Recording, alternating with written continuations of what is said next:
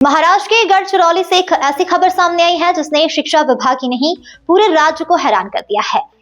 जिस इलाके को कभी माओवाद प्रभावित और तकनीकी रूप से पिछड़ा माना जाता था, वही अब बोर्ड परीक्षा में कथित तौर पर एआई की मदद से नकल कराने के मामले में सुर्खियों में आ गया है।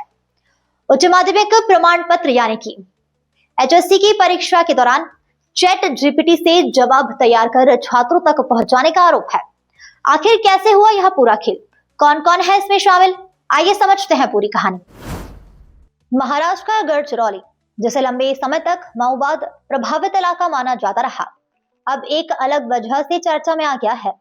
पिछले सप्ताह एचएससी कक्षा 12वीं की परीक्षा के दौरान एक कथित नकल रैकेट का भांडाफोड़ हुआ है। मामला चामुंडेश्वरी के एक परीक्षा केंद्र का बताया जा रहा है, जहां 18 फरवरी को जिला परिषद के कुछ मुख्य कार्यकारी अधिकारी सुहास गाड़ी के नेतृत्व में छापेमारी की गई। टीम जब परीक्षा केंद्र पहुंची तब परीक्षा खत्म होने में कुछ ही समय बाकी था। इस दौरान परिसर में उत्तर लिखी हुई पर्चियां मिली। जांच में सामने आया कि यह उत्तर कथित तौर पर चैट जीपीटी की मदद से तैयार किए गए हैं।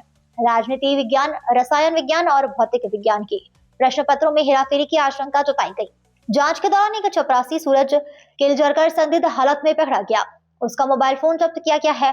प्राथमिक जांच में पता चला कि प्रश्न पत्र की तस्वीरें बाहर भेजी गई, इन्हें एआई टूल में फीड किया गया और वहां से जवाब तैयार पास में ही प्रिंट निकाले गए और फिर से चुपके से छात्रों तक पहुंचाए गए। इस मामले में माध्यमिक शिक्षा अधिकारी वासुदेव भूसे के अनुसार स्कूल शिक्षक सुनील लांजेवार, परीक्षा केंद्र संचालक महेंद्र बुर्लेवार, शिक्षक महेंद्र किरमे और चपरासी सूरज के नाम एफआईआर दर्ज किए गए हैं।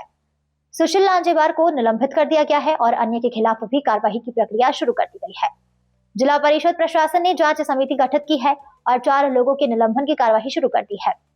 सबसे बड़ा सवाल यह है कि जिस क्षेत्र में कभी इंटरनेट और मोबाइल कनेक्टिविटी तक सीमित थी, वहां अब एआई आधारित नकल का यह कथित नेटवर्क कैसे सक्रिय हो गया।